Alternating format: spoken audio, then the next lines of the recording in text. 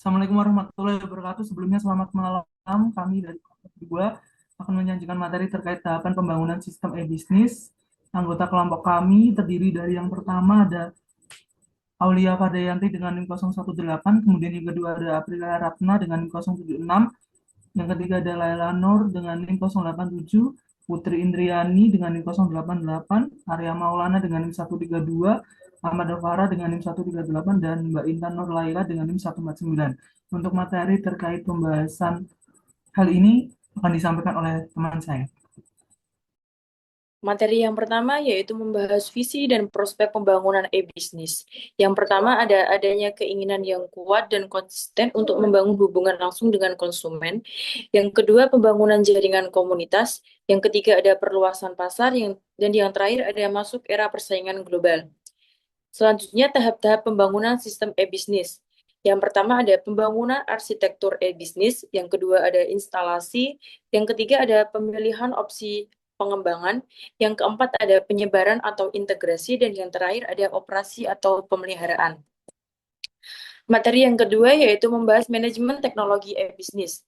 Manajemen teknologi dalam e-bisnis dibagi menjadi dua perspektif, yaitu yang pertama ada perspektif teknis, dilihat dari sisi teknis manajemen teknologi informasi dalam e-bisnis dibagi menjadi dua fungsi, yaitu fungsi penciptaan dan fungsi penyebaran.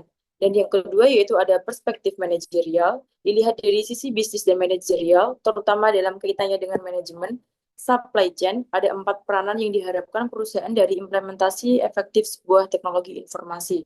Selanjutnya akan dijelaskan oleh rekan saya. Untuk materi selanjutnya terdapat pemodelan sistem, di mana pemodelan sistem ini digunakan untuk proses merancang model sistem atau menggambarkan aliran data dan distribusi informasi untuk mempermudah pemahaman arus data dan proses.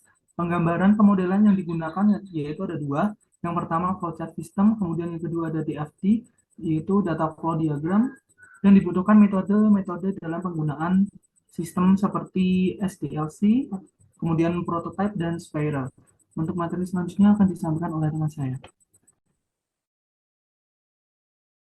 Selanjutnya ada metode daur hidup atau SDLC, yaitu karakteristik dari daur hidup ialah dengan proses selangkah demi selangkah dan sertai dengan bukti dokumentasi yang rapi. Tahapan daur hidup beberapa ada tahapan daur hidup. Yang pertama adalah perencanaan, dua ada analisis, tiga ada perancangan, empat ada penerapan, yang kelima ada evaluasi, yang terakhir ada penggunaan dan pemeliharaan. Selanjutnya akan dilanjutkan oleh rekan saya. Kegagalan sistem informasi e-bisnis biasanya yang pertama terlalu mementingkan sistem informasi elektronik bisnis, padahal terdapat komponen dan konsistensi terhadap materi informasi, produk, dan respon layanan kepada konsumen juga penting. Yang kedua, kurangnya komunikatif, kurang interaktif, dan sulit digunakan juga salah satu kegagalan dari sistem e-bisnis. Contohnya website e-commerce yang tampilannya rumit, tombol belanja susah ditemukan, atau tidak ada fitur chat untuk bertanya.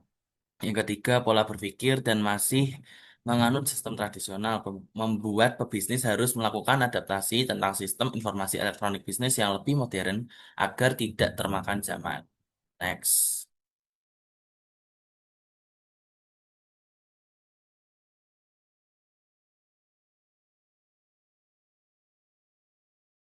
Selanjutnya yaitu kebutuhan sistem e-bisnis. Untuk kelancaran suatu organisasi, sistem informasi e-bisnis harus memenuhi semua kebutuhan yang diperlukan dalam organisasi. Kriteria-kriteria yang terdapat dalam sistem informasi e-bisnis yang harus dipenuhi yaitu yang pertama, efisiensi dan efektif, yaitu sistem harus mampu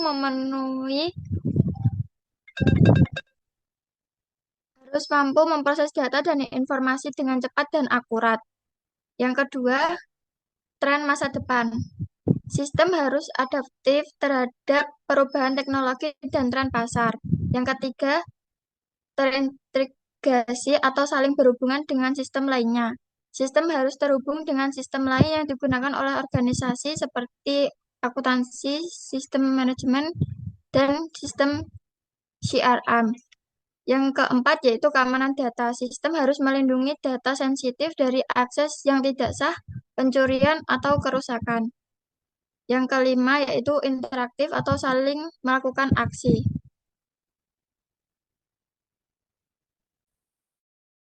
Selanjutnya yaitu operasional dan pemeliharaan. Tahap operasional dan pemeliharaan merupakan fase di mana sistem elektronik bisnis yang sudah diimplementasikan mulai digunakan secara penuh oleh perusahaan dan pelanggan. Pada tahap ini, fokus utamanya adalah memastikan sistem berjalan stabil, aman, dan sesuai kebutuhan pengguna. Selain itu, dilakukan pemeliharaan berkala untuk memperbaiki bug, meningkatkan performa, serta menambahkan fitur.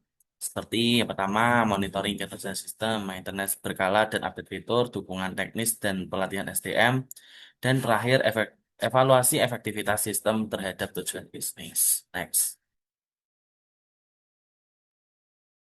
Selanjutnya, komponen sistem. 1.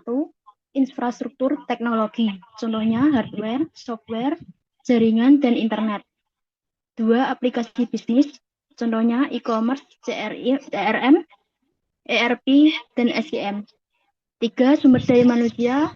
Contohnya operator, manajer, IT support, dan developer. 4. Proses bisnis. Aktivitas yang sudah digitalisasi. Contohnya penjualan, pembayaran, dan distribusi. Baik, terima kasih untuk presentasi pada kesempatan kali ini.